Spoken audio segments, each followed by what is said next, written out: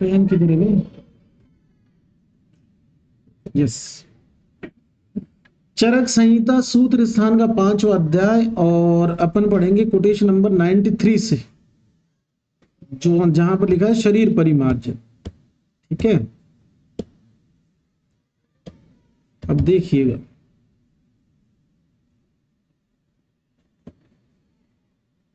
देखिए क्या लिखा है। शरीर मार्जन मतलब स्पॉन्जिंग। स्पॉन्जिंग का मतलब है, जैसे आप ऐसे समझो, कोई पेशेंट आईपीडी में एडमिट है, आईसीयू में, उसको नहला तो सकते नहीं, तो स्पॉन्जिंग में क्या करते हैं कि बीटाडीन वगैरह में डिप कर दिया कपड़ा और उसके शरीर पर रब कर दिया, उससे उसके बाह्य शरीर पर माइक्रोब्स की ग्रोथ नहीं होगी। नहीं तो आप देखना कभी भी सरकारी हॉस्पिटल्स के जो वार्ड होते हैं, वो बहुत फाउल स्मेल आती है। कारण क्या है कि वहां जो पेशेंट एडमिट होता है वो नहा तो सकता नहीं। दूसरा, वहां का टेम्परेचर, रूम टेम्परेचर होता है, एसी होता नहीं। आईसीयू सरकारी हॉस्पिटल के भी सही होते हैं, लेकिन नॉर्मल वार्ड के अंदर इतना सफिशिएंट टेम्परेचर होता है कि वहां माइक्रोब्स की क्या हो जाती है, प्रॉपर ग्रोथ होती है। अब वो स्किन के ऊपर करते हैं ग्रोथ अपनी, क्योंकि मॉइस्चर मिल जाता है स्वेट वगैरह का। इसलिए सरकारी हॉस्पिटल के जनरल वार्ड बहुत ही दुर्गंधित होते। अब इसको सही करने के दो तरीके हैं, या तो इतने कंपाउंडर हो कि हर पेशेंट की सुबह शाम स्पॉन्जिंग हो। वो जो फाउल स्मेल है उसका कारण क्या है? स्वेटिंग इंड्यूस्ड मॉइस्चर के कारण माइक्रोब वहां पे ग्रोथ करते हैं उसके स्किन की सरफेस पे।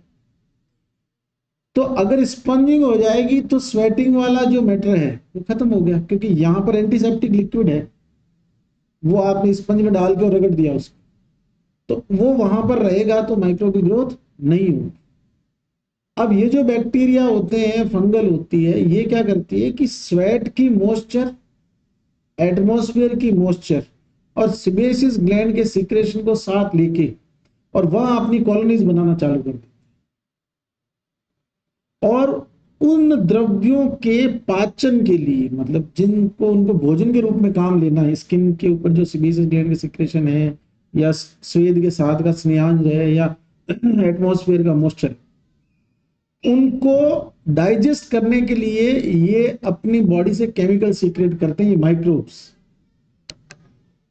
ताकि वो जो है वो इजी और एब्जॉर्बेबल फॉर्म में आ जाए। अब जब ये माइक्रोब्स उन पे अपने एंजाइम रिलीज करते हैं, अपनी बॉडी से रसायन रिलीज करते हैं, तो वो सड़ने लगते हैं, जो भी द्रव्य स्किन के लेयर पे। अब यहाँ बीटाडीन या कोई एंटीसेप्टिक होगा तो उनकी ग्रोथ हो ही नहीं पाएगी, मर जाएंगे बैक्टीरिया। तो बेसिक बात ये है कि आईपीडी पेशेंट में आपको स्पॉन्जिंग का यूज खूब मिले। अब ये तो सशर्त के हिसाब से बता रहा है, इसका मतलब पहले शरीर परिमार्जन या शरीर मार्जन ट्रेंड में था, मतलब 2 टाइम नहा लो और दिन में कम से कम 1-2 बार शरीर को ऐसे साफ। ऐसा नहीं है, लिखता है दुर्गंध्यम, स्टार्टिंग वहीं से हुई। और दूसरी लाइन इसकी आधी आगे वाली लाइन की स्टार्टिंग देखो, स्वेद विभित्स, स्वेद जन्य विभित्स गंध, और इसमें स्वेटिंग इंड्यूस। तो दौर्गंध्य से स्टार्ट हो जाए या स्वेद विभित्सता से स्टार्ट हो जाए, पक्का कौन है? शरीर पर। लाइन पढ़ता हूं, दौर्गंध्यम गौरवम तंद्रा कंडू मलम अरोचकम। अब सरकारी वार्ड में बैठ के खाना खाना आसान नहीं है, क्योंकि बहुत ज्यादा फाउल स्मेल है, और वो इतनी ज्यादा बुरी बदबू होती है कि आप अगर भूख लगी हुई और आप चले जाएं वार्ड में तो आपको नोजिया होने लग जाएगा, मतलब खाने की इच्छा खत्म होने से भी एक स्टेप आगे चले गए, इतना ज्यादा अरुचिकारक। अब अगर इस दुर्गंध को, स्वेद विविधता को खत्म कर दिया जाए तो क्या होगा? अरुचि का नाश, मलों का नाश, और बैक्टीरिया और फंगस जब स्किन के ऊपर इंफेक्शन करते हैं तो सबसे पहले इचिंग स्टार्ट होती है, जैसे रिंग वर्म इंफेक्शन। हिंदुस्तान में 50 से 60% लोगों को दाद की प्रॉब्लम है, और ये बहुत सीवियरली कॉन्टेजियस। और इसका एक ही कारण है, पुअर हाइजीन। पुअर हाइजीन का मतलब, कुछ लोग बोलते हैं मैं तो बहुत अच्छे से नहाता हूं। जनरली ये आर्म्स वाले एरिया से और ग्रोइन रीजन से स्टार्ट होती है। आप इसके कोज को समझो। नहाने के बाद में ज्यादातर लोग जल्दबाजी में रहते हैं काम पे जाने के, तो शरीर को पहुंचते नहीं है, मतलब टॉवेल से प्रॉपर साफ नहीं करते। उससे क्या होता है, मॉइस्चर रह जाता है। मॉइस्चर में फंगस की ग्रोथ होती है, जैसे बारिश के टाइम में फंगस क्यों होती है। तो एक तो मॉइस्चर, एक स्किन के फोल्ड के बीच में मॉइस्चर का एरिया, मान लो थाई और गोनाड्स के बीच का एरिया, वहां से फंगल इन्फेक्शन स्टार्ट होता है। तो रीजन समझे, वहां का मॉइस्चर पैक, और दोनों तरफ से टेम्परेचर, बॉडी टेम्परेचर हो गया, तो 35 डिग्री मिल गया उसको, तो प्लस वहां मॉइस्चर है। और दूसरा, वहां पर जो ह्यूमिडिटी है उसके कम होने का कोई चांस नहीं, क्योंकि बाद में स्वेटिंग होती रहती। तो आर्म्स के अंदर की तरफ और ग्रोइन रीजन और थाई के बीच में, इस एरिया में सबसे पहले फंगल इन्फेक्शन स्टार्ट। इसका दूसरा एग्जांपल, बहुत से लोगों में आपने डेंड्रफ की प्रॉब्लम देखी, जिनको डेंड्रफ होता है वो खुजली आती, और जिनको खुजली आती है डेंड्रफ होता है उनके बाल गिरते। Dandruff fungal infection.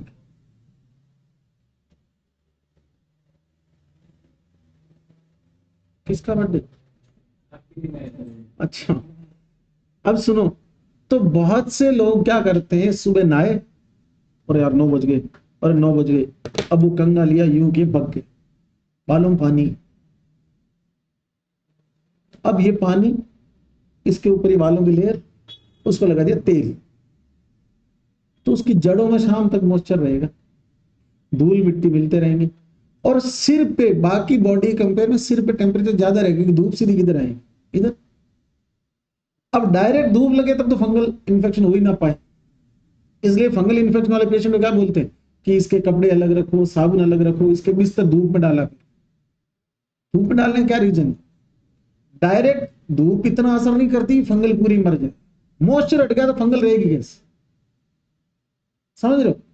तो 2-3 बातें अगर आप ध्यान रखोगे, आप इस इन्फेक्शन से, जो ये फंगल इन्फेक्शन बहुत गंदे होते हैं, फंगल इन्फेक्शन पीछे ही नहीं छोड़ते हैं। पेशेंट 10-10 साल से परेशान है, और प्रॉब्लम इतनी सीवियर है, लेकिन पेशेंट बताते नहीं, शर्म के मारे। तो आपको ऐसा दिखेगा अपनी प्रैक्टिस में, यहाँ पास पेशेंट आएगा कि कुछ नहीं डॉक्टर साहब, दाद हो रखी है, कोई ट्यूब दे दो। कुछ नहीं होगा ट्यूब से। क्यों नहीं होगा? उसकी हिस्ट्री लोगे तो पता चलेगा कि उसको 10 साल से, 5 साल से। अभी एक फंगल का केस था, एक पेशेंट आया, बोले सर मेरे को दाद की दवाई दो, या फोन करा उसने मेरे को दाद की कोई आयुर्वेदिक दवा भेजो। मैंने कहा कब से? बोल सर ये अभी 1-2 महीने से, क्योंकि 1-2 महीने से बारिश हो रही। मैंने कहा पहले कभी रही? बोले इस सीजन में ज्यादा परेशानी होती है, बारिश वाली। इसका मतलब इन्फेक्शन तो उसका कंटिन्यूस है। तो मैंने उसको बोला कि जो भी आपका रिंग वाला एरिया है उसकी मुझे फोटो क्लिक करके भेज, उससे अपने को पता चलता है उसकी शेप, साइज। उसने क्या करा, अपना शर्ट उतारा और मुझे फोटो भेजी। पता है उसके रिंग की साइज क्या थी? यहां से लेके पूरा एक रिंग, पूरा एब्डोमेन कैविटी के ऊपर क्या है, एक रिंग, जहां पे बेल्ट लगता है वहां से लेके और यहां तक। मैंने कहा इतना सारा स्प्रेड हो गया, आपने ध्यान नहीं दिया? बोले सर पहले ट्यूब लगाता था, सबसे पहले जेनेटल ऑर्गन जो है वहां से स्टार्ट हुई थी, उस आसपास के एरिया से, फिर वहां दवाई लगा था। अब दाद के पेशेंट की बीमारी क्या है कि वो जैसी दवाई लगाता आराम मिल जाता है, वो सोचता है ठीक हो, ठीक होती नहीं। फंगल इन्फेक्शन को प्रॉपर केयर अगर आप क्योर नहीं करोगे तो रिकरेंस सबसे ज्यादा है इसमें, और कोई सी पैथी हो, आयुर्वेद, एलोपैथी, होम्योपैथी, कुछ नहीं कर सकती इसमें। दूसरा, मॉइस्चर नहीं होना चाहिए उस जगह। तो जिन ऐसे लोग जैसे आपको दिखेंगे कि यार बहुत अच्छी फैमिली से और बहुत हाइजीनिक सा दिख रहा है, और वो बोल रहा है कि मेरे को दाद, तो इसका मतलब क्या है कि छोटी छोटी चीजों में ध्यान नहीं रखा, उससे स्प्रेड हो गई। तो फंगल इन्फेक्शन जो है उससे बचने का एक ही उपाय है कि नहाने के बाद में आप अपने शरीर के उन हिस्सों को बहुत अच्छे से ड्राई करें जो बाद में क्लोज रहते हैं, जहां पे स्वेटिंग ज्यादा होती है। समझ पा रहे हैं? तो इसीलिए देखना फंगल कहां होते, स्टार्टिंग में थाई और ग्रोइन के बीच, आर्म्स के नीचे। क्यों? क्योंकि धूप डायरेक्ट लगती नहीं यहाँ पे, और मॉइस्चर बना रहता है इस वजह। और लोग इसमें संकोच करते हैं, क्योंकि ये जो एरिया है ना, वो जनरली ऐसे बोलते हैं कि अब क्या ही बताएं किसी डॉक्टर को। अब डॉक्टर को बता नहीं रहा, साल भर वो बढ़ जाता है। और अगर ऐसा केस हो जाए कि पूरी बॉडी पे एक रिंग बन जाए, मतलब कितनी रिंग मर्ज हो गई होगी। चरक संहिता में कुष्ठ में लिखी हुई ये बात, मंडल कुष्ठ अन्योन्यम सृक्तम, मतलब आपस में जब मिल जाए। और वो कौन सा कुष्ठ है? मंडल। मंडल का मतलब क्या होता है? रिंग। अब शूद्र कुष्ठ में दद्रु अलग से दिया हुआ है, तो दद्रु का मतलब तो एक दो रिंग बने हुए वो, और मंडल का मतलब बड़े बड़े चकते बन गए। तो कभी सीधे बड़े चकते नहीं बनते, स्टार्टिंग में छोटे छोटे ही होते हैं, लेकिन इग्नोरेंस। और कुष्ठ में ही चरक ने एक लाइन लिखी, तुम्हें याद हो तो, हर चीज का रिलीवेंस है कि अगर किसी वृक्ष को स्टार्टिंग में ही काट दिया जाए तो आसानी से कट जाए, जब उसकी जड़ें मजबूत हो जाती है तो उसको काटना संभव नहीं। तो चरक पागल थोड़ी था, कुष्ठ भी लिखा उसने। वो ये बता रहा था कि स्किन इन्फेक्शन को स्टार्टिंग से ही क्योर करो, और संकोच कुछ है ही नहीं। शहर के सबसे अच्छे स्किन स्पेशलिस्ट के पास जाओ, पहली बात। दूसरी बात, मेंटली प्रिपेयर रहो कि स्किन की डिजीज की मेडिसिन बहुत महंगी है। एलोपैथी मेडिसिन आप ये मान के चलो कि अगर आप किसी पेशेंट को किसी स्किन वाले डॉक्टर के पास भेजते हो तो महीने भर की मेडिसिन के 5 से 6 हजार नॉर्मल है, इतनी महंगी। अब 5 रुपए में 10 रुपए में इचगार्ड की ट्यूब ले आता है, 6 हजार रुपए कौन थे? उस इचगार्ड से कुछ नहीं होता। टीवी में ऐड देख लिया किसी दवाई का, है ना? तो बात क्या है? प्रॉपर ट्रीटमेंट नहीं लेना, इस वजह से बीमारी पड़ती है। और अभी अपन ने पढ़ी भी थी, पीछे वाले चैप्टर में लाइन पढ़ी थी, अगर आपको याद हो तो, कि मूर्ख व्यक्ति जो है पहले ध्यान नहीं देता है अपनी बीमारी पे, फिर उसके शरीर का शत्रु बन जाता है। जिस दिन फंगल इन्फेक्शन ब्लड स्ट्रीम में चला जाता है उस दिन पेशेंट को मरना। और पुअर सोशियो इकोनॉमिक स्टेटस वालों का समझ में आता है कि नहाने की साबुन नहीं है, पहनने को अच्छे कपड़े नहीं है, रोज नहाने की व्यवस्था नहीं। लेकिन इंडिया में अधिकतर लोग अब इस स्तर पे तो है ना कि नहाना धोना खाना रहना तो इतना प्रॉपर कर पा रहे कि ये ऐसी बीमारियां तो नहीं। एक्चुअली में ये गरीब देशों में होने वाली बीमारियां हैं, लेकिन इंडिया में ये अब तक इसलिए क्योंकि लापरवाही। इंडिया में हर आदमी जल्दी में, तो जो मॉर्निंग में जल्दी उठ के और बिना शरीर को सुखाए नहाने के बाद में भागेगा, उसको या तो डेंड्रफ होएगा या दाद, ये तय। समझ पा रहे हो? तो स्वेद विविधता अंति कंडू मलम अरोचकम, कंडू का नाशक। अब स्पॉन्जिंग करी होगी तो माइक्रो की ग्रोथ नहीं है, मल का नाश हुआ, कंडू का हुआ, स्वेद विविधता अंति दुर्गंध, दुर्गंधता से। तो हमेशा याद रखना कि स्पॉन्जिंग क्या है? दौर्गंध्यम कंडू मलम अरोचकम स्वेद विविधता। अब इतनी देर से इसको क्यों समझा? आगे स्नान आएगा, और स्नान और शरीर परिमार्जन में कंफ्यूजन होगा, ऐसा लगेगा क्योंकि काम तो दोनों एक ही कर रहे हैं। आगे देखो स्नान, हमेशा याद रखो, ऐसा तुमने कभी नहीं सुना होगा कि गंगा जी के पास जाना, अगर तूने कोई पाप किया तो एक रुमाल डुबोना और शरीर पे लगा लेना, ऐसा किसी ने नहीं सुना। क्या बोलते हैं? गंगा स्नान, ऐसे बोलते हैं। उससे क्या होता है? आदमी पवित्र, पवित्रम वृश्यम आयुष्य। इसलिए शरीर परिमार्जन से पवित्र नहीं होगा, ठीक? पवित्रम वर्षम आयुष। आगे क्या लिखा है? श्रम स्वेद मलापम। ध्यान देना मेरी बात, आप लोग गर्मी का टाइम है और सुबह गए ओपीडी, दिन भर बहुत धूप थी, लाइट कटी हुई थी, कटौती थी, और वापिस आके परेशान हुए और आके बोला कि यार नहा लेता हूं, थोड़ा रिफ्रेश हो जाऊं। शरीर परिमार्जन थकान को दूर नहीं कर सकता, स्नान थकान को दूर कर सकते। ये वो तरीके हैं जो मैं बता रहा हूं आपको, जो एग्जाम में आपको अलग करेंगे। किससे? शरीर परिमार्जन को स्नान से। तो स्पॉन्जिंग से ईचिंग मिट सकती है, थकान नहीं मिट सकती। अब जो काम स्पॉन्जिंग कर रही थी स्वेद मलापम, वो तो स्नान तो करेगा ही करेगा, इसमें तो पानी बहा रहे हो 4 बाल्टी, समझ रहे हो? फिर शरीर बल संधान। आप नोटिस करना, कभी भी जैसे मान लीजिए संडे है और संडे को टेस्ट है शाम को, और आपने देखा कि यार आज तो थोड़ा लेट उठूंगा, रात को लेट सोया था, और संडे के दिन आपकी जनरली आंख जल्दी खुलती है, मंडे ट्यूसडे को ज्यादा नींद आती है, ऐसा होता है। तो संडे को आपकी जल्दी आंख खुल गई, अब आपका ना तो पढ़ने का मन हो रहा है, नींद आपको आ नहीं रही क्योंकि 4-5 घंटे सोए हो, उस समय आप नहा लो, नहा के पढ़ने बैठ जाओ, पढ़ पाओगे, क्योंकि उससे एक बार एनर्जेटिक फील होता है। भाई आप जैसे रूटीन वे में जब नहा धो लेते हैं, उसके बाद आपकी इच्छा होती है कुछ काम करो, नहीं नहाए तो रील देखते रहो। समझ पा रहे हो? तो शरीर को बल देने वाला है कौन? स्नान। समझ गए? लास्ट टुकड़ा, स्नानम ओजस कर्म पर। ओजस कर्म मतलब है इम्यूनिटी बढ़ाता है।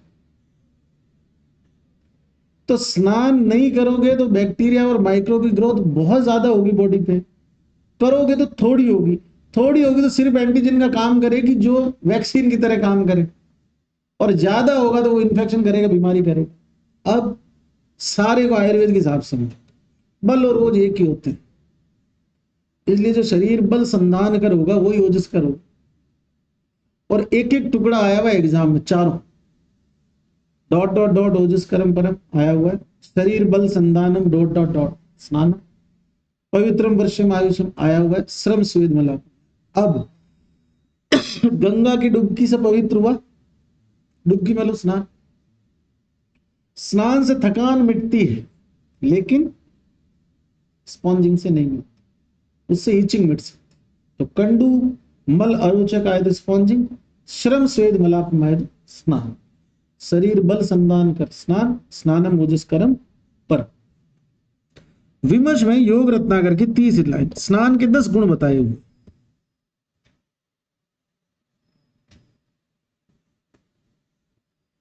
स्नान के 10 गुण बताए, संख्या याद कर लेना। इसके जस्ट नीचे वाली लाइन पढ़ रहा हूं, बहुत इंपॉर्टेंट है। लिखता है श्रेष्ठम सर्व इंद्रिय विशोधनम। अब पूरे शरीर पे पानी गिराओगे तो कौन सी इंद्रिय शुद्ध होने से रह जाएगी? सारी की सारी शुद्ध करेगा। फिर तंद्रा पापमा उपशमनम, ये जो मैं कह रहा था तुम कि ना तो पढ़ने का मन कर रहा है ना सोने का, मतलब नींद आ भी रही है और नहीं भी लेनी है या नहीं आ रही, तो उस टाइम पे नहा लो। लास्ट लिखा है पुंसत्व वर्धनम। अब कॉमन सेंस लगाओ, ओज बनता है शुक्र से, तो ओज बढ़ रहा है इसका मतलब शुक्र भी बढ़ा होगा, स्नानम ओजस कर्म परम है ना, तो रिलीवेंट है, चीजें समझना पड़ेगा। ठीक है, आगे क्या लिख दिया लास्ट में, स्नानम अग्निश दीपन। फिर समझाता हूं, अगर किसी में ओज बढ़ा हुआ है इसका मतलब उसके शरीर की सभी धातुएं प्रॉपर है, धात्वाग्नि प्रॉपर है, धात्वाग्नि प्रॉपर है इसका मतलब जठराग्नि प्रॉपर है, क्योंकि जठराग्नि से ही धात्वाग्नि प्रदीप, और जठराग्नि प्रॉपर है तो भूख लगेगी ना भाई, इसलिए अग्निदीप। सुनना, स्नान करने के बाद एक बार थोड़े समय के लिए कप बढ़ता है, थोड़े समय के, लेकिन अल्टीमेटली बाद में अग्निवर्धक। स्नान करते ही भूख नहीं लगेगी, स्नान करने के आधा घंटे बाद में आपको अच्छी भूख लगेगी, क्योंकि करते ही तो कफ की वृद्धि होगी। ठीक है, तो स्नानम अग्निदीपनम पुंसत्व वर्धनम सर्व इंद्रिय विशोधनम 10 गुण, शरीर बल संधानम ओजस कर्म श्रम स्वेद मलापम पवित्रम वर्षम आयुषम, सब कुछ बता दिया। अब अगर कोई क्वेश्चन गलत होता है तो फिर उसके तो क्या ही बोल सकते। नेक्स्ट, सुश्रुत का एक टुकड़ा है, एक बार आया हुआ है रेफरेंस के तौर पे, बाकी मैं उस टाइम वहां पढ़ा हुआ। सुश्रुत लिखता है उष्णेन सिर से स्नान अहितम चक्षुषम सदा, शीतेन सिर से स्नानम चक्षुषम इति निर्दिष्ट। पहली बात तो सत्य कथन है सुश्रुत से, ये कह रहा है कि अगर आपको गर्म पानी से नहाना है तो कंधों से नहाना शुरू करो, कंधे के ऊपर वाले एरिया पे गर्म पानी मत दो। इसका मतलब शोर चला के गर्म पानी से नहीं नहाना, तो शोर तो सिर पे आएगा। और ये कह रहा है कि अगर सिर पर ठंडा पानी डालोगे तो वो चक्षुष, और गर्म डालोगे तो अचक्षुष। तो उष्ण सिरे स्नान अहित चक्षुष, और शीत सिरे स्नान चक्षुषम, मतलब चक्षु के लिए हित कर। उसने रेफरेंस पूछा था, तो सुश्रुत चिकित्सा स्थान के 24वें अध्याय का श्लोक है, नेक्स्ट, स्वच्छ वस्त्र धारण करने से लाभ। हमेशा साफ कपड़े पहने, अच्छे से प्रेस करे हुए कपड़े पहने, कभी भी कपड़ों के मामले में कॉम्प्रोमाइज नहीं करें। मान लीजिए 2 ड्रेस है आपके पास, तो भी वो प्रॉपर धुली हुई हो, प्रेस करी हुई। ऐसा नहीं है कि 2 ड्रेस ही है मेरे पास, तो सर ने कहा था, घर वालों को बोला 5 ड्रेस दिलाओ ना, ड्रेस 2 ही बहुत है। साफ और धुली होनी चाहिए, प्रेस होनी चाहिए, है ना। क्यों? जब आपके कपड़े अच्छे और साफ होते हैं ना, आप कॉन्फिडेंस में। किसी दिन कॉलेज जाओ, तो बहुत इंपॉर्टेंट 15 अगस्त उस दिन व्हाइट शर्ट पहन जाओ, बिना प्रेस किया हो, मेला कुछ नहीं, तुम्हें लगेगा कि कार्यक्रम कब खत्म है, कब मैं यहां से भगूं, और रास्ते में लगा मैं आया ही क्यों। और आप तैयार होके जाओ एकदम अच्छे से, white shirt pant jeans, press व्रेस कर रखी है, फिर यहाँ पे एक छोटा सा फ्लैग डाल के, कॉन्फिडेंस अलग। समझ पा रहे हो? तो साफ कपड़े और धुले हुए कपड़े हमेशा आपको क्या देते हैं? कॉन्फिडेंस। दूसरा, साफ कपड़ों में आप सुंदर लगते। स्टार्टिंग वहीं से हो रही है, काम्यम यशस्यम आयुष्य। काम्यम का अर्थ यही है, सुंदरता वर्धक, और यशस्यम का मतलब है कि जैसे कोई बात चल पड़ी हो कि क्लास में कौन है जो हमेशा नहा धो के अप टू डेट रहता है, तो सबसे पहले नाम किसका है? आपका। कि देखिए यार, वो पढ़ने में भूट था, पर कपड़े एकदम साफ सुथरे और अच्छे पहनते, ऐसा कहेगा। लेकिन तारीफ तो करी ना, एक क्लास वाले ज्यादा तारीफ नहीं कर सकते, वो पढ़ाई की बात नहीं भी करता तो चलता कि यार कपड़े अच्छे पहन, ऐसे नहीं कहेगा कि पढ़ता वढ़ता नहीं था लेकिन कपड़े बहुत सुंदर पहनता। आगे क्या लिखता है? प्रहर्षण। याद करो, जब पहली बार जीन्स लेके आए थे पापा, कितना अच्छा लगा था, और ये मेरे लिए जीन्स आई, निक्कर आई होगी जीन्स की उस टाइम। प्रहर्षण। अब अगर खुश होना है तो जैसे मान लो मैं बोल दूं कि आज टीचर्स डे है, सबको लिवाइस लेके चलते हैं, वहां से 10-10 हजार के जिसको जो भी कपड़े लेने, अभी प्रहर्षण हो जाएगा। समझ रहे? तो स्वच्छ और नए कपड़े प्रहर्षण कर। आज क्या लिखा? श्रीमत पारिषद। ये वही बात है कि जैसे कोई पार्टी है और सब लोग इकट्ठे हुए शाम को, लड़कों में तो फिर भी कम होता है, लड़कों में ज्यादा कपड़े 3-4 ही होते हैं, jeans T shirt pant, suit पहन सकते हो कभी कभार। लड़कियों में बहुत सारे कपड़ों के अलग अलग आइटम आते हैं, तो जो सबसे यूनिक, सबसे सुंदर, सबसे अच्छा पहन गई, तो एक दूसरे दिखाएगी, वो देख क्या पहन गए। ये वही है ना जो अपन ने फ्लिपकार्ट पे उसने देखा था, अरे यार दूसरे अच्छा करा ना नहीं पहना, ये आगे लेके अपने नहीं मंगाया, अच्छा करा, नहीं सेम सेम हो जाता। लड़के में बीमारी हो रही है, सेम सेम नहीं चाहिए, है ना। लड़के ऐसे होते हैं, अपन तीनों भाई हैं, एक एक शर्ट सेम ले लेते हैं, है ना। जैसे घर पे भी मुझे याद है कि जब हम गांव में पढ़ते थे ना, तो घर पे जैसे कपड़े लेके आ रहे हैं, तो जो मैं लेता मेरा भाई बोलता मुझे भी यही चाहिए, है ना। मतलब ये इनबिल्ट है, नेचुरल फिनोमिना। लड़कियों में सेम हो गया मतलब मरण हो गया, मैं नहीं, मैं जाऊंगी चेंज करूंगी। इसलिए आप देखना, अगर कोई भी लड़की अपने किसी दोस्त के साथ, अपने फैमिली में से किसी साथ कभी आई, तो और बहुत इंपॉर्टेंट पार्टी होगी, तो एक ड्रेस एक्स्ट्रा जरूर लाएगी साथ, और एक जूतों की जोड़ी, है ना। अगर सेम मिल गया तो थैली मंगवा लूंगी, चेंज रूम में जाके चेंज करके, फिर एक इतनी डिब्बी खोलती है, उसमें थोड़ा यूं करती फिर यूं करके, बस ऐसा करती आ जाएगी। तो श्रीमत पारिषदम के लिए करती है वो, कि सब लोग कहें कि अरे वाह क्या, सस्तम निर्मल अंबल अमर धारणा। मैं सही बोलता हूं तुमको, प्रैक्टिकल बोलता हूं, जचती नहीं है यार। नेक्स्ट देखो आगे, अब रिकॉर्डिंग चल रही, चिंता मत कर, सबको मनोरंजन मिलेगा। सुगंधित द्रव्य, सुगंधित द्रव्यों के लेप और माला। ये डिओड्रेंट्स के आजकल बहुत घटिया वाले ऐड आते हैं, उससे याद रख लेना। वृश्यम सौगंधिम आयु, वृश्यम से शुरू हो रहा है ना, तो डिओड्रेंट के ज्यादातर ऐड जो होते हैं आजकल थोड़े से वल्गर टाइप के आते हैं। अब वृश्यता वैसे वो है, अच्छा गुण है शरीर का, लेकिन वो कहीं ना कहीं रिफ्लेक्ट होता है उन एड्स। तो वृश्य तो है ही, सुगंधित, आयुष्यम, काम्यम होगा पुष्टि बल प्रदान। लेकिन दूसरी लाइन इंपॉर्टेंट है, ध्यान देना, सोमनस। जिंदगी में हमेशा याद रखना कि अगर कभी परफ्यूम या डिओ लगाओ, तो ऐसा लगाना कि सिर्फ उसकी स्मेल तुम्हें ही आएगी, या तुमसे कोई गले मिले तो उसको आए, मतलब कोई दोस्त, समझ रहे हो कि तुम्हारी बुद्धि है ना बहुत भ्रष्ट हो चुकी है, तुम कुछ भी सोच सकते हो। मैं क्या समझा रहा हूं, जैसे लास्ट टाइम की बात है, फ्लाइट में बैठे थे, पता नहीं कौन थे, तो जब जैसे बैठ गए, तो उस आदमी के एंट्री उसने जैसे ही ली, उससे पहले फ्लाइट में उसके एसी की डक्ट की और स्मेल आ रही थी, सब कुछ नॉर्मल जैसे होता है। उस आदमी के बैठने के बाद में फ्लाइट में किसी भी स्नैक्स की कोई स्मेल नहीं आई, मतलब खुद के डिओड्रेंट की स्मेल भी नहीं आ रही है, समझ रहे हो, वो महक रहा। और वहां पर जितने भी लोग बैठे थे उन सबके दिमाग में एक ही था कि इसको निकालो, पर कैसे निकाल सकते हैं, इतना तीक्ष्ण। अब कोई ये कह दे कि सस्ते महंगे की बात नहीं है, डिओड्रेंट हमेशा ऐसा होना चाहिए दिमाग को शांत करे, ऐसे नहीं कि माथा दुखा दे पास वाले। इसे लिखा सोमनस। सोमनस से की इंग्लिश क्या है पता है, जब अपन बोलते हैं ना चिल कर रहे हैं, चिल चिल का मतलब शांत रहो, जैसे लड़ रहे हैं दो दो, अरे चिल करना है, तो वो चिल करने के लिए लगाते हैं, चिल पिल करने के लिए नहीं लगाते हैं। उसने पूरी फ्लाइट को चिल पिल कर दिया। सोमनस से जनक कौन, गंध माला निषेध। नेक्स्ट, रत्न आभूषण।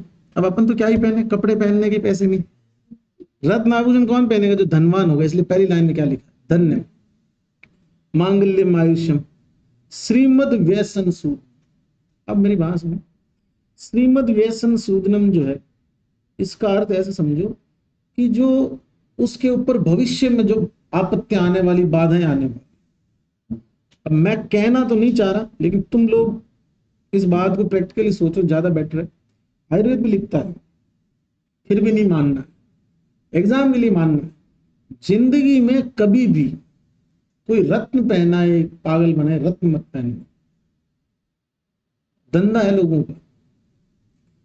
आज अगर लाल कलर की मैं यहां पर अंगूठी पहन के आ जाऊं, है ना, और मैं कहूं कि इससे मेरा भविष्य सुदृढ़ हो जाएगा, कुछ नहीं होगा। मैं उठूंगा, काम करूंगा, टाइम पे सारी चीजें सही से चलाऊंगा तो होगा, नहीं तो एक थैली भर के लाके रख देता हूँ सिर के नीचे और मैं उठता ही नहीं हूँ, फिर देखते हैं रत्न क्या करते हैं।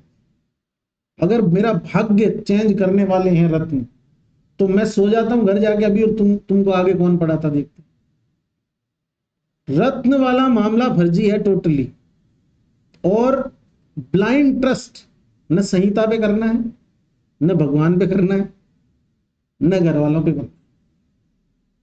पर इसका अर्थ ये नहीं है कि सब पे विश्वास करके चलो, सदव्रत में पढ़ा था ना, अभी और पढ़ोगे आगे, कि ऐसा नहीं हो कि सब पे विश्वास करो। अगर ऐसा करोगे तो तुम अगर ये सोच लो कि पृथ्वी इस गति से इस आकाश गंगा में घूम रही है, सुबह उठेंगे जब तक 4,500 करोड़ किलोमीटर आगे निकल जाएगी, तो रात को मैं कहीं गिर गया तो कोई नहीं गिरेगा। बात को समझो, बात इतनी सी है कि कम से कम आपको दिख रहा हो ना यार, ये सफेद है ये काला है, तो तुम अगर दूसरों को नहीं भी कहो, मेरा कहना इसलिए जरूरी कि तुम मुझसे पढ़ रहे। बाकी मेरे बहुत से दोस्त हैं जो रत्न धारण करते हैं, तो वो ऐसे मामलों में मुझसे कोई एडवाइस नहीं लेते। मैं ऐसे बोल देता हूँ फर्जी है, इससे अच्छा 25,000 रुपए को दूसरा ले ले, दूसरे घर के अंदर 2 एसी है, तीसरा एसी लगा ले।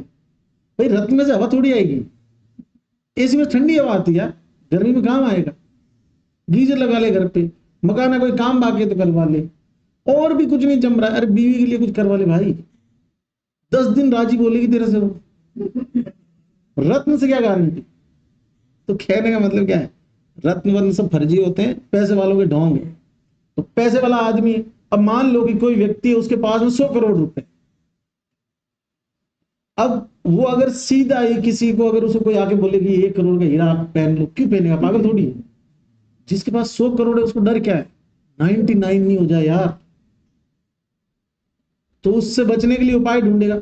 अब ये होता है डर, क्योंकि पैसा ऐसी चीज है जो कम हो सकती, शिक्षा ऐसी चीज है जो कम नहीं हो सकती। तो पैसे वाला डरेगा कम नहीं हो जाए, इस चक्कर में वो 50-60 लाख रुपए के रत्न डाल ले रहे थे। और अब नोट करना, हिंदुस्तान के अंदर कोई भी टॉप 20 लोग पैसे वाले निकालना और गूगल लिख देना कि कौन कौन से रत्न इन्होंने पहन रखे, उतने में तो 25 वीडियो आ जाएंगे। अपना नाम, जन्म दिनांक, तिथि डालें और खुद के लिए रत्न घर बैठे पाए। तो रत्न वाली बात फर्जी इसीलिए संहिता ने क्या लिखा, धन्य आदमी के पास में पैसे होने चाहिए, रत्न वाले पैसे हैं दिखावे के। आईफोन और ऑडी और ये दिखावा नहीं है, ये रत्न उससे बड़ा दिखावा है। आईफोन से बात तो होती है, फोटो अच्छे आते हैं, ऑडी के अंदर इंटीरियर देखना उसका। अरे और कुछ नहीं तो दोस्त पड़ोसी जो जलते हैं उनका कलेजा तो जलता है उससे कि यार साला इतना कैसे कमा रहा, क्या कर। इससे कौन जलेगा भाई, ये पहन के घूम रहा है। अब इसमें दो तरह के आते हैं, पता तुमको क्या सिस्टम है, क्योंकि मेरे दोस्त ऐसे पंगे करते रहते हैं ना, उसको पहले 6 महीने तक नकली पहनाते हैं और क्या बोलते हैं, देखते हैं ये रत्न तुझे एक्सेप्ट करता है कि नहीं करता। अरेंज मैरिज कर दी उसकी तीसरे दिन, और रत्न को 6 महीने का टाइम दे देंगे एक्सेप्ट करेगा कि नहीं करेगा। उस अगर ये 6 महीने तेरी अंगूठी में रहा और तेरे साथ में कुछ बुरा नहीं हुआ तो फिर तेरे को ओरिजिनल पहना है, समझ रहे हो। तो रत्न वाले मामले में अब इस दूसरी लाइन देखो क्या लिखी, मांगल्यम। चरक भी नहीं बोल पाए क्योंकि राजा महाराजा के लिए लिख रहे थे, और वहां रत्न की मालाएं मोती की माला होती थी। आगे लिखा श्रीमद व्यसन सूत्र, मतलब आगे आने वाले दुखों को जो रोक दिया था। आगे लिखता है हर्षणम, अब ले आना जब शादी हो जाए, जब उसके लिए 24 कैरेट का हीरा, समझा देगी वो हर्षणम क्या होता है। ऐसे राजी रहेगी 3-4 दिन, सबको दिखाएगी कि वो लेके आए थे। काम में ओजस कर्म आता ना, हीरा है सदा के लिए, कहेगा सदा के लिए, पैसे बर्बाद कर दी। 98 मध्यम पवित्रम आयुष्यम, कोरोना काल में पढ़ा था आपने, साबुन से बार बार हाथ धोए, है ना, घर से बाहर जाए तो चीजों को टच नहीं करें। अब जो सोशली जहां पर चीजें हैं, जैसे रेलिंग है किसी थिएटर की, उस टाइम अवॉइड करते थे ना, हमेशा ही करनी चाहिए वो। अब कोविड के अंदर सिर्फ कोविड का डर था, लेकिन कोविड के अलावा भी तो करोड़ों बैक्टीरिया है। क्या लिखता है, ये वही है, पैर और मलमार्ग शुद्धि। मलमार्ग का मतलब मुंह धोते हैं ना अपन, ये सारे मलमार्ग की तो है। और पैर की शुद्धि, क्योंकि पैर पहले डायरेक्ट जमीन के टच में रहते, अब तो गाड़ियां हो गई, रोड हो गई, तो पांव गंदे नहीं होते, और जूते इतने अच्छे हो गए। पहले खड़ाऊ पहनते थे सब, तो वो ऊपर से तो खुली होती थी, तो मिट्टी धूल कीचड़ गंदगी सब वही लगती थी। तो घर में आने से पहले हाथ पांव धो, इससे क्या फायदा होगा वो देख लो। मध्यम पवित्रम आयुष्यम, अब ध्यान से सुनना, पवित्रम से शुरू हो स्नान है, मैं से मध्यम, मैं से मलमार्ग शुद्धि, मध्यम से शुरू हो वो क्या है, मलमार्ग शुद्धि। फिर पवित्रम देख के बुद्धि खराब होगी ना, पर पवित्रम से स्टार्ट कौन हो रहा है, स्नान। और मध्यम पवित्रम कहां आया हुआ है, मलमार्ग। आगे तो क्या लिखता है, कली नाशनम, कली किसको कहते हैं, रोग, तो कॉन्टेजियस इन्फेक्शियस डिजीज नहीं होगी। फिर क्या लिखता है, पादियोर मल मार्गणाम शोचानाम मोक्षम, बस यही है इसका। तो मध्यम से शुरू है, कली नाशनम है, और यह है पैर और मल मार्ग की शुद्धि। आगे बात समझो। नेक्स्ट, शोर कर्म। देखो इसमें शोर कर्म लिखा है, लेकिन श्लोक में क्या लिखा है, कल्पन, बस ये याद रखना। कल्पन का मतलब काटना, शोर कर्म का मतलब भी वही है, लेकिन शोर कर्म पर्टिकुलर बाल काटने को, नाखून काटने को। लाइन देखो, पौष्टिकम वृश्यम आयुष्य, सूची रूप विराज, केश शमश्रु नख आदि। केश शमश्रु नख, क्या लिखा है, कल्पनम संप्रसाद। चरक को भी पता था कि मैनिक्योर पेडिक्योर होता है, दिख रहा है लास्ट में संप्रसादन, क्या मतलब होता है इसका, कॉस्मेटिक पर्पज है इसका। कैसे, नाखून से रिलेटेड है। अभी देखे होंगे आपने, कई कई स्त्रियों के नाखून इतने लंबे लंबे से, है ना, तो वो गड़बड़ है मामला। और डॉक्टर और नाखून रख लिए, गई भैंस पानी में। अगर वो हॉस्पिटल में काम करेगी तो कितने पेशेंट का माल मसाला दूसरे पे चढ़ा देगी, नाखून उतरी, इसको दाद है, उसके घुटने दर्द कर रहे हैं, घुटने वाले को दाद दे दी, ले जा। आप, मतलब मेरे कहने का मतलब है कि बहुत जिम्मेदारी वाली जॉब है, जहां पर संप्रसाद और लड़के हो और हॉस्पिटल जाते हो, शेव क्लीन ही होनी चाहिए, कि इस दाढ़ी के अंदर पता नहीं कितने बैक्टीरिया वायरस है। रोज मुंह बांध के जाते नहीं, और जो पेशेंट वहां आ रहा है उसकी इम्यूनिटी वीक। तो जो नियम है ना वो बहुत सही है कि लड़कियों के नाखून कटे हुए होने चाहिए, और जितनी भी फीमेल डॉक्टर आईपीडी में जाती है ना अच्छे हॉस्पिटल, सबके हेड पे मास्क होता है। गवर्नमेंट हॉस्पिटल में तो वही है, बस खुले रहने दीजिए, अच्छे लगते हैं। प्राइवेट वालों में प्रॉपर बांध के और मास्क, और ये कोविड था भाई, उससे पहले भी मास्क और हेड मास्क दोनों का सिस्टम होता है प्राइवेट में। आप अच्छे हॉस्पिटल जाओ, वहां पे आपको ये सब देखने मिलेगा। तो कल्पन संप्रसाद, एक लिखा रूप विराजन, समझे? जैसे आपने देखा होगा, अपने तो फिर भी अपन मेडिकल गए तो थोड़े सोबर रहते हैं, दूसरी कॉलेजेस के बच्चों को देखना, कॉलेजेस के बच्चों सारा कटवा दिया, इधर एक नारियल रख रखा, ठीक है, ऐसा लग रहा है जैसे आकाश से करंट आ रहा है, इसके अंदर जा रहा है, ये एंटीना इसका, इससे जीवित है ना। या क्या करेगा, इधर वाला उड़ा दिया, यहां से चमड़ी दिख रही है, और इधर इतना सा करवा दिया, और ये पड़ा। बुरा नहीं है, अपना अपना शौक है, लेकिन अपन नहीं रख सकते। जहां आप सोसाइटी के बीच में काम करोगे ना, डॉक्टर, शिक्षक, टीचर, ये कुछ जॉब, पुलिस, वकील, सबसे डिसेंट जॉब्स, और सबसे ज्यादा ट्रस्ट पब्लिक इन्हीं लोगों पे करती है। और पब्लिक ट्रस्ट सिर्फ आपके काम पे नहीं करती, आपकी फेस वैल्यू होती है, आपका बॉडी गेस्चर क्या है, आपका चलने का, बात करने का तरीका, आपके कपड़े कैसे। अब मान लो कोई वकील है और वो ऐसे सिर पे एंटीना लिया कोर्ट में चला जाए, तो जज उसकी जिंदगी भर के लिए तो निलंबित जा। एक आपने वीडियो देखा होगा, एक कोई सीआई था या एसपी था, सिविल में आ गया कोर्ट, जज ने वो उस दिन ही बैच कैंसिल कर दी, बोले नहीं आप जब कल यूनिफॉर्म आओगे तभी आगे डिस्कस करेंगे। इतना सिस्टमेटिक चीज है। रीजन क्या है, पब्लिक इमेज अगर पब्लिक सर्वेंट की सही नहीं होगी ना तो मामला गड़बड़। तो रूप विराजन का यही मतलब है कि अगर बाल ढंग से नहीं कटाए तो पूरा बॉडी का शेप बदल जाए। आप देखो, जैसे आप अपन शेविंग रखते हैं, जिस दिन इसको ट्रिम करवाते हैं और अगर गलती से बहुत छोटी हो जाए तो चेहरे बदल जाते हैं, बदलता है ना। तो रूप विराजनम याद रखना, रूप विराजनम मतलब जो रूप को देने वाला, वो कौन है, कल्पन। आगे क्या लिखा, पौष्टिकम वृश्यम आयुष्यम, इसको हमेशा याद रखना। पौष्टिक से स्टार्ट होता है कौन, कल्पन। सूची का मतलब शुद्धि है, तो शुद्धि पे इतना सारा समझा दिया, बाल वाला, नाखून वाला। रूप विराजनम कौन, कल्पन, और लास्ट में संप्रसाद। नेक्स्ट आगे देखो क्या लिखता है, चक्षुष्यम स्पर्शनम हितम पादयोर व्यसनापम, कौन, जूते। अब पांव का आंख से कोई संबंध तो है, क्योंकि पांव पर तेल की मालिश कर रहे थे तो दृष्टि प्रसाद में, जूते पहन रहे हो तो चक्षुष्य।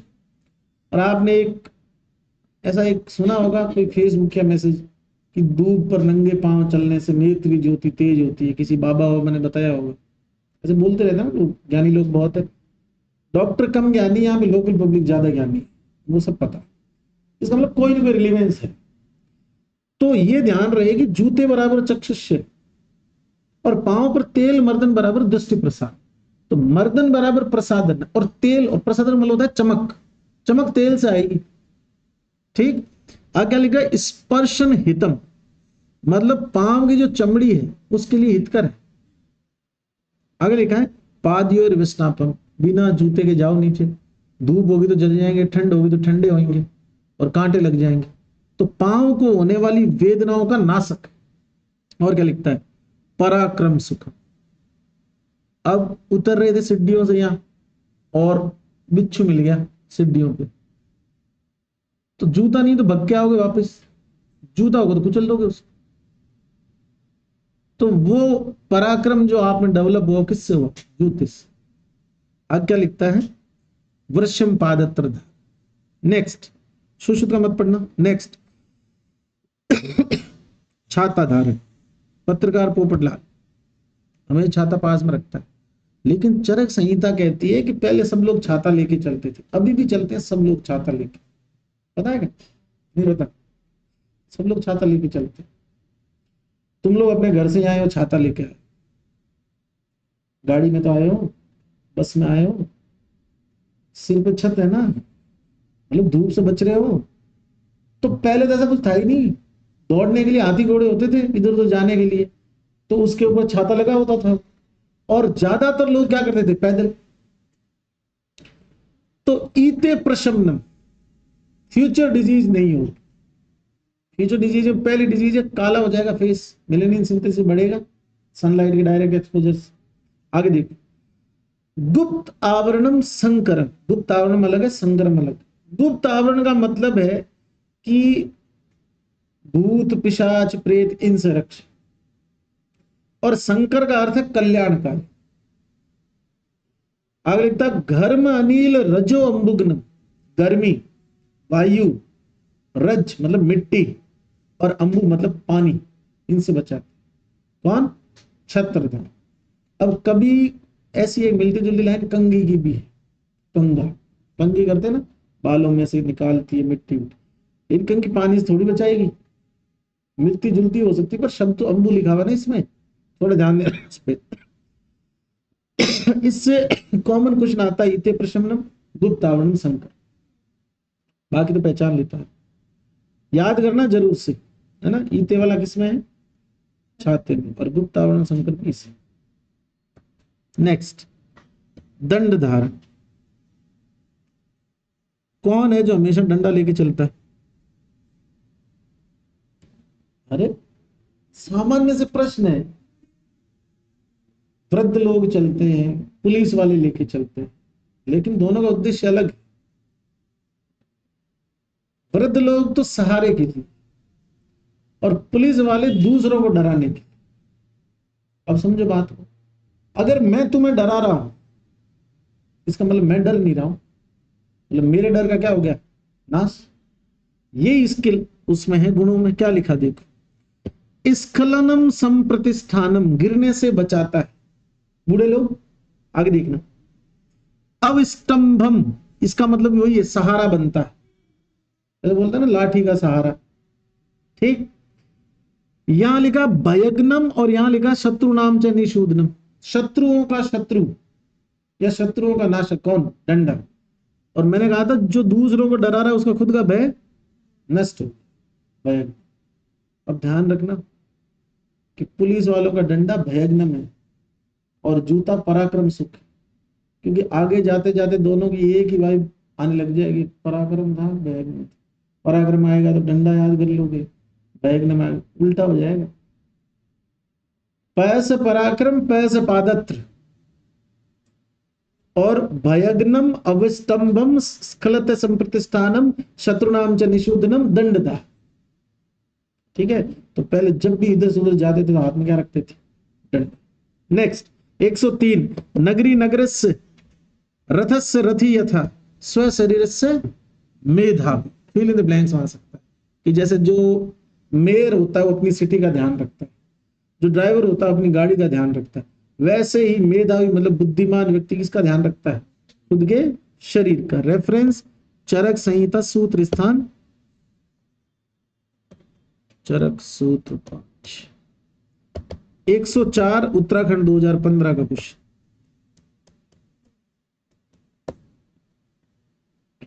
वृत्ति कैसी होनी चाहिए? वृत्ति समझते हो? जॉब, जॉब, आपका जो काम है मतलब वृत्ति,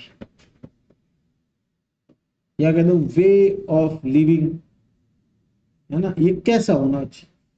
तो इन तीन तरह का होना चाहिए। कैसा? एक तो धर्म अविरोधी, दूसरा समम, और तीसरा अद्दन। अब ध्यान से सुनना, जिन चार लोगों के बारे में मैंने आपको बताया, वकील, डॉक्टर, मास्टर और पुलिस, इन चार लोगों की जॉब ऐसी होती है, इसलिए पब्लिक सबसे ज्यादा इन पे भरोसा। पहला देखो, धर्म है विरोध। इन चारों लोगों का कोई धर्म होता ही नहीं है, न ये किसी भी अपने जो भी इनका क्लाइंट होता है या मरीज होता है उसका कोई धर्म नहीं जानते। ये एक ही धर्म जानते हैं। वकील समझता है कि ये पीड़ित है, डॉक्टर समझता है कि ये व्याधित है, टीचर समझता है कि ये ज्ञान अर्जन के लिए आया, और पुलिस वाला भी वही समझता है जो वकील समझता है कि ये भी न्याय लेना चाहता है, इसको कोई परेशान। सही धर्म तो इनका यही है, बाकी अपना निभाए नहीं निभाए, लेकिन धर्म है विरोधी है। दूसरा, बहुत ध्यान सुनिए, समम, आपका काम ऐसा होना चाहिए कि आप बहुत शांति के साथ उसको कर सकें। अब टीचिंग का, वकील का, डॉक्टर का ऐसा काम है जिसमें हाई हो नहीं, हाई तो बंद नहीं। आपका पेशेंट है, आपको बहुत दिमाग लगा के उसकी दवाई, आपका केस लड़ना। आगे लिखता है अध्ययन, ये सिर्फ पुलिस वालों के पास नहीं होता, हालांकि उनको भी हाई पोस्ट पे होते हैं, वो तो करते ही है। भाई कौन सी धारा लगानी है, वो कानून किताब वो भी पढ़ते हैं। पुलिस की जो है आपकी आईपीसी, पुलिस से रिलेटेड उनके क्या कर्तव्य है और उनके क्या बोलते हैं, क्या उनके पास पावर्स है, वो तो उनके रोज रेगुलर पढ़ेंगे तभी समझेंगे ना। तो इन चारों लोगों के काम में रोज इनको कुछ पढ़ने को मिले। टीचर पढ़ रहा है, वकील पढ़ रहा है, डॉक्टर पढ़ रहा है और पुलिस वाला भी पढ़ रहा है, और ये चारों ही पब्लिक फिगर। तो आपकी वृत्ति या जॉब बेस्ट मानी गई है। इसमें तीन चीजें, पहली धर्म अविरोधी, दूसरी समम, तीसरी अध्ययन। उत्तराखंड 2014 में 15 आंसर गया था, और क्वेश्चन था वृत्ति होनी चाहिए। तो जिसने नहीं पढ़ा था वो धर्म अविरोधी पे अटक गया, समम अध्ययन पे गया ही नहीं, तो समझा ही नहीं क्या। Next last quotation 106। इस अध्याय में कितने प्रकार की धूमबत्ती पड़ी? 3। नेक्स्ट चैप्टर देखो, तक्षशिला, ये कल पढ़ेंगे तक्षशिला। अब उधर वाले बैच में आ जाओ, वहां क्या चल रहा है?